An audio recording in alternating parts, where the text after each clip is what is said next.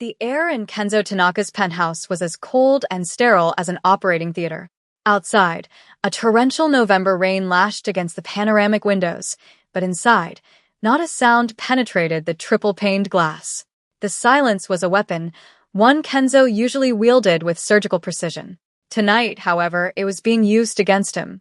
Seated across the sprawling granite table were three men from the Seoul-based Golden Viper Syndicate, their faces impassive, their dark suits seeming to absorb the light from the recessed fixtures above. Their leader, a man known only as Mr. Choi, tapped a perfectly manicured finger on the table's surface, the rhythmic tick-tick-tick a maddening metronome counting down Kenzo's dwindling authority. Kenzo, the formidable head of the Kageyama-kai, the most feared Japanese mafia organization in the city, felt a cold knot of panic tightening in his gut, an emotion so foreign to him it was physically nauseating.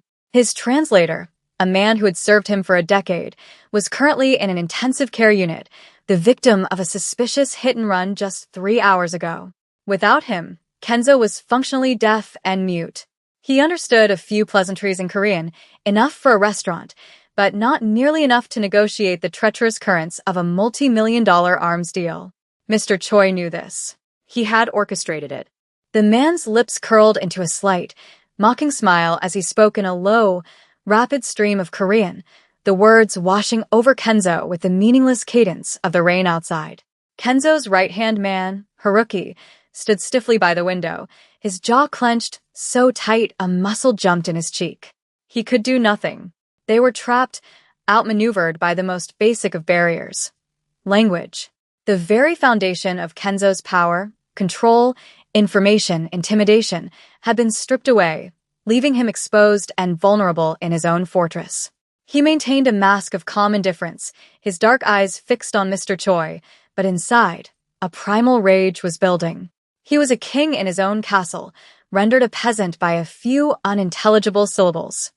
The heavy oak door to the penthouse living area opened with a soft, electronic click, breaking the suffocating tension. Haruki turned, his hand instinctively moving to the pistol concealed beneath his jacket. A young woman stood hesitantly in the doorway, dwarfed by the cavernous space. She was an island of vibrant color in a sea of monochrome gray and black, clad in a bright red delivery jacket with the logo of Seoul Kitchen stitched over her heart.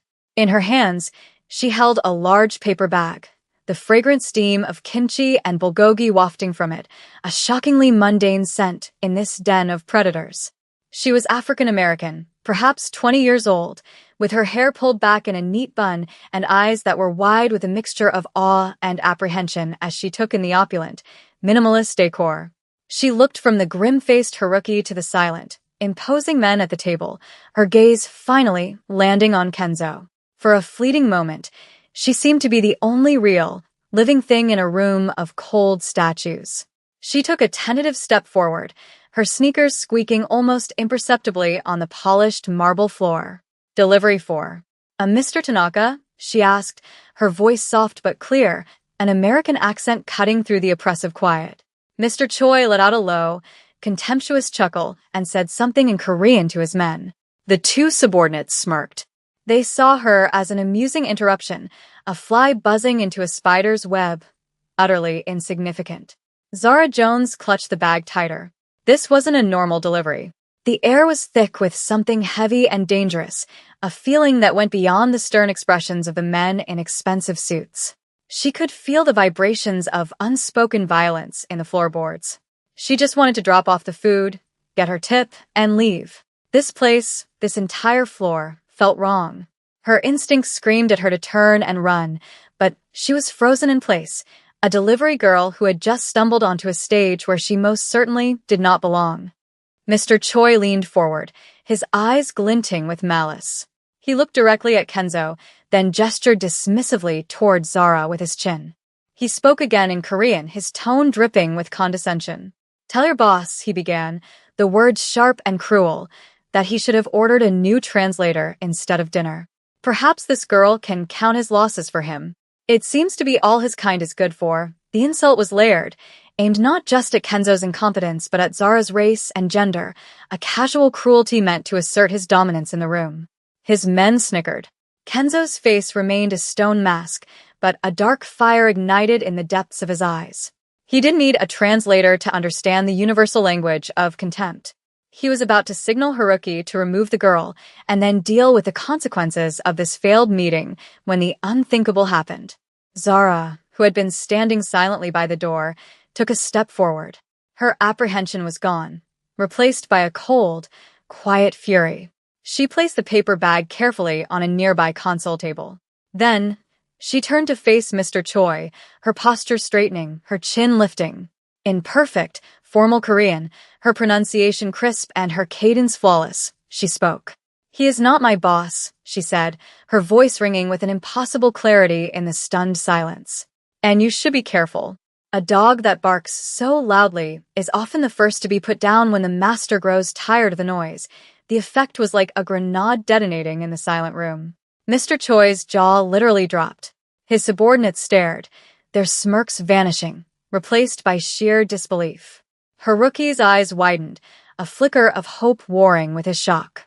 Kenzo Tanaka, the powerful and unreadable Japanese mafia boss, felt his own composure crack for the first time. He stared at the delivery girl, at this complete stranger in a red jacket, and saw the single, impossible key to his salvation. He rose slowly from his chair, his presence filling the room. "You will not be leaving," he said, his voice a low command, spoken in English. It was not a request. He looked at Zara, and for the first time, his gaze held something other than cold authority. It held a desperate, burning intrigue. Zara's heart hammered against her ribs, a frantic drumbeat against the sudden, tomb-like silence. Every eye in the room was fixed on her, for pairs belonging to killers and one belonging to their would-be victim. The weight of their collective shock was a physical pressure, threatening to crush her. Mr. Choi was the first to recover, his face contorting into a mask of rage and humiliation. He spat a furious question at her in Korean, demanding to know who she was, how she knew his language. Kenzo intervened before she could answer. He addressed her in English, his voice calm but laced with an undeniable authority that vibrated through the floor. "Translate for me," he commanded. "Everything he says. Everything I say. Do it exactly. There will be $10,000 in cash for you when this is over." The sum was astronomical, enough to solve every single one of her problems, and then some. It was a lifeline, but it was attached to an anchor that would drag her deep into a world she never knew existed. She looked at Kenzo's face, at the hard lines of his jaw, the unyielding intensity in his dark eyes. There was no escape.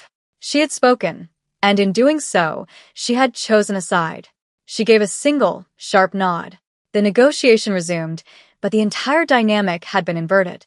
Zara became the conduit, the bridge between two empires. She sat at the massive table, the now cooling bag of Korean food a surreal reminder of the normal life she had left behind the moment she'd opened her mouth. Mr. Choi's words were venomous, filled with veiled threats and aggressive posturing. Zara translated them without flinching, her voice a cool, steady instrument that stripped the emotion away and left only the raw meaning. "Mr. Choi says the initial terms are no longer acceptable. He believes your unforeseen logistical problems demonstrate a weakness he must be compensated for. He wants a 30% increase in his share." Kenzo listened, his eyes never leaving Zara's face. He was watching how she handled the pressure, how her lips formed the foreign words, how a small muscle in her jaw tightened when Choi's language became particularly foul. He replied in a clipped, precise Japanese, which Haruki then translated to English for Zara. "Tell him," Kenzo said, via his two-step translation chain, "that a snake that gets too greedy often chokes on its meal." Zara relayed the message in flawless Korean. The verbal sparring continued for over an hour, a high-stakes chess match where she was the most critical piece on the board, moved and positioned by a king she had only just met. After another tense exchange, Mr. Choi held up a hand, calling for a recess. He and his men stood in unison and walked into an adjoining glass-walled conference room, their backs turned, but their hostile energy still palpable. The main room fell silent again, but this time the silence was different. It was charged with questions. Haruki let out a breath he seemed to have been holding for an hour. He looked at Zara with a reverence usually reserved for Kenzo. "Where did you learn to speak like that?" he asked, his voice rough with disbelief. Kenzo waved a hand, dismissing his subordinate. He wanted to ask the question himself. He walked around the table until he stood before her, not towering over her, but simply standing there, his imposing frame casting a long shadow. He asked my question. Kenzo said, his English precise. How? His gaze was intense, analytical, as if he were trying to deconstruct her, to understand the impossible mechanics of her existence in his world. Zara swallowed, her throat dry. I grew up in a neighborhood with a lot of Korean families, she explained, her voice a little shaky now that the immediate threat had paused. My best friend's parents owned a restaurant. I worked there since I was 14. I listened. I learned. I took classes in college because I wanted to be good at it.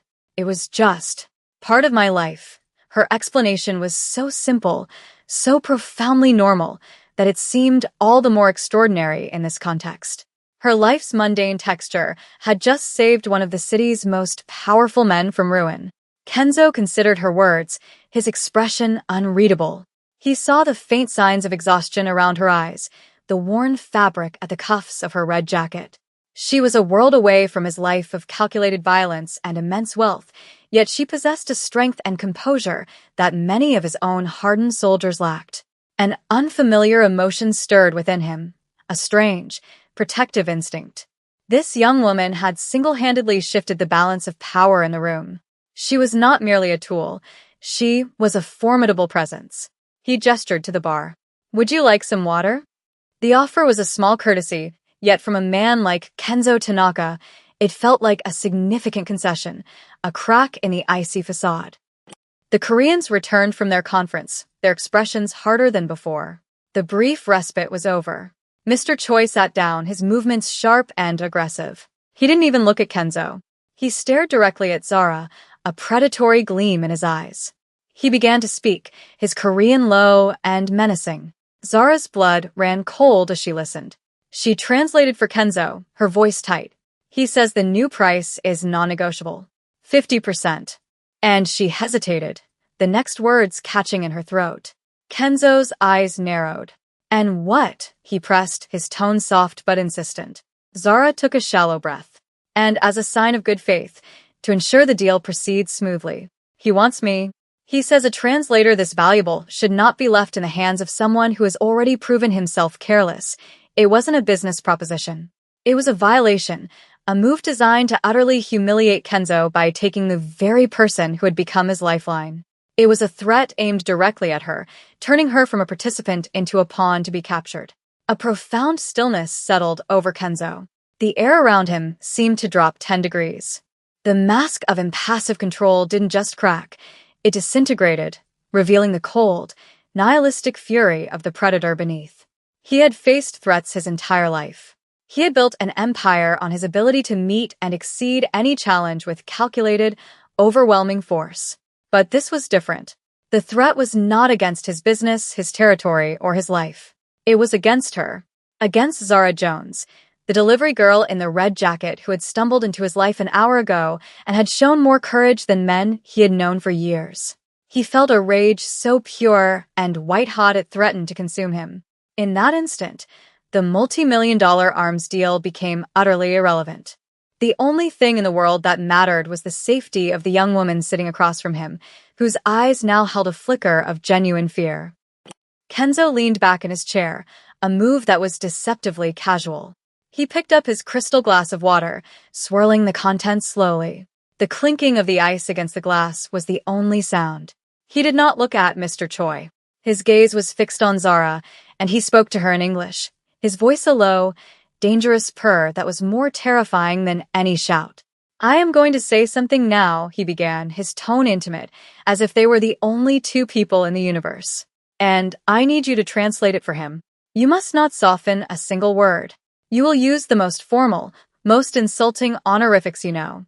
Do you understand me, Zara? She looked into his eyes, which were no longer cold and empty, but blazing with a protective fire. She saw the true face of the Japanese Mafia boss, and it was not the calm businessman, but the vengeful king. She nodded, her throat tight. He set the glass down with a soft click. He turned his head slowly, pinning Mr. Choi with a look of pure death. Then he began to speak in Japanese. Haruki, standing rigidly by the wall, translated for Zara in a hushed, urgent whisper.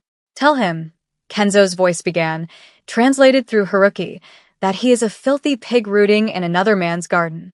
Tell him that for his insult, I will not just cancel our arrangement.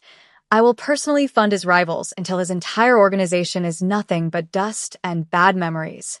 Tell him that if he or any of his men ever so much as breathe in this city again, I will have their tongues cut out and mailed to their mothers. The threat was so brutal, so specific, that Zara felt a tremor run through her as she repeated it in Korean. Her voice did not waver. She channeled the cold fury of the man beside her, her words landing like surgical strikes. Mr. Choi's arrogant facade finally crumbled, replaced by a pale, shocked horror.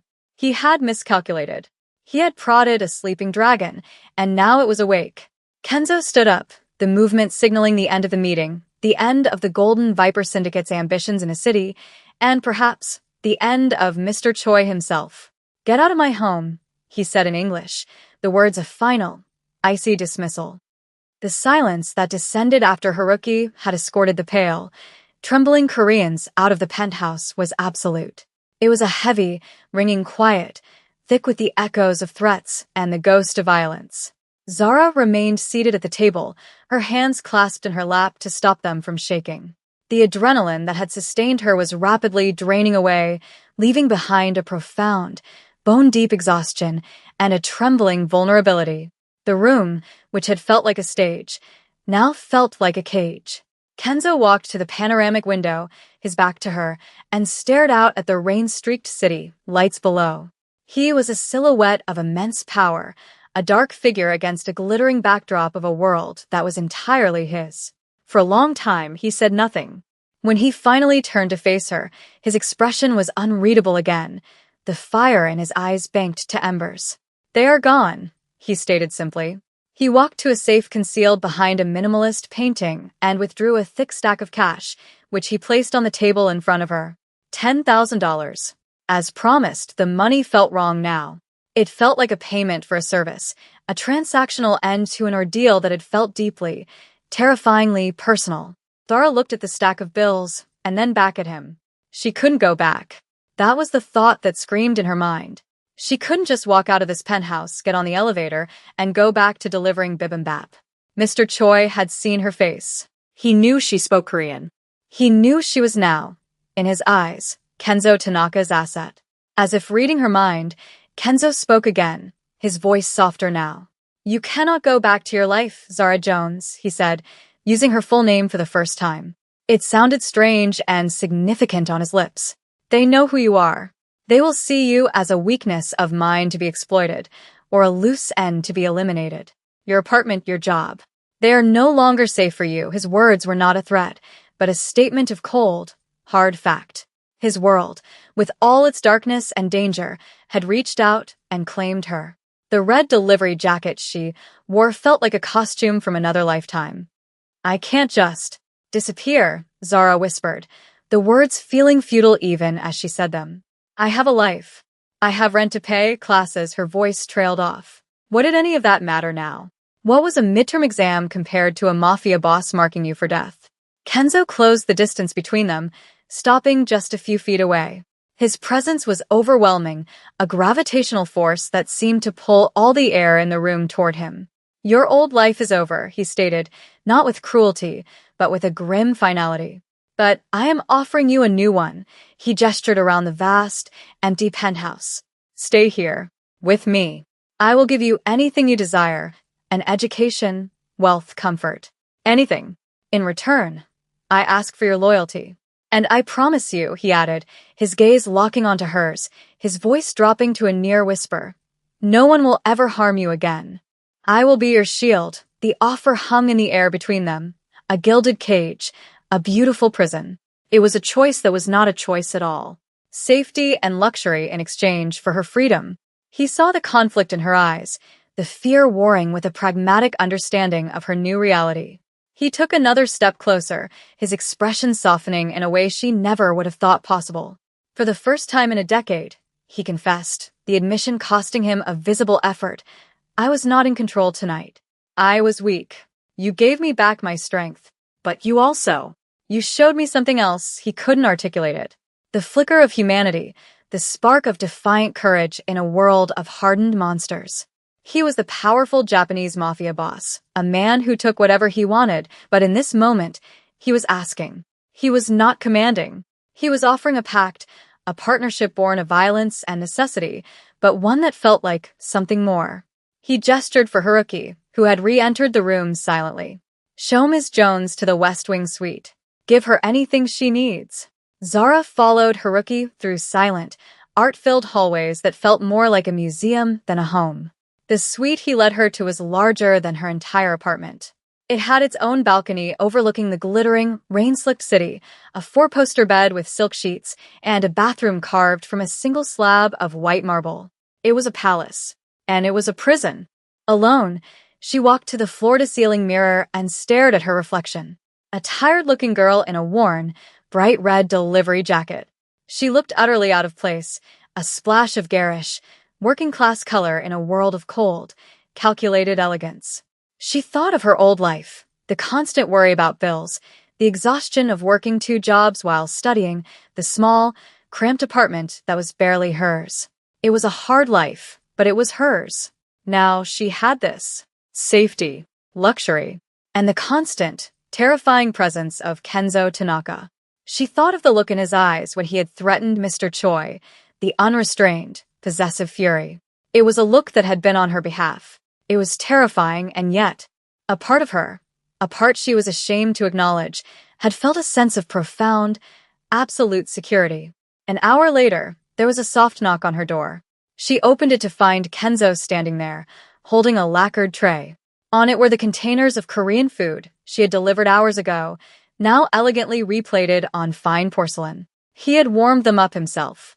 You never got to eat, he said, his voice quiet. He set the tray down on a small table. The gesture was so simple, so unexpectedly domestic, it disarmed her completely. They sat in silence for a few moments, the only sound the soft clinking of her chopsticks against the bowl. I don't even know your first name, she said finally. Kenzo, he replied. My name is Kenzo. She looked at him, at the man who commanded a criminal empire, who had ordered deaths and built fortunes on fear, now sitting in a suite in his home, watching her eat takeout. She saw the profound loneliness in his guarded eyes, the immense weight of the crown he wore. He, in turn, saw not a translator or a pawn, but the woman whose unexpected strength had captivated him. Zara finished her meal, then slowly, deliberately, she took off her red jacket and folded it, placing it on a chair. It was an act of surrender and an act of acceptance. Okay, Kenzo, she said, her voice clear and steady. I'll stay. His expression didn't change, but a flicker of something deep and elemental passed through his eyes. It was not the end of her story, but the terrifying, exhilarating, and uncertain beginning of a new one.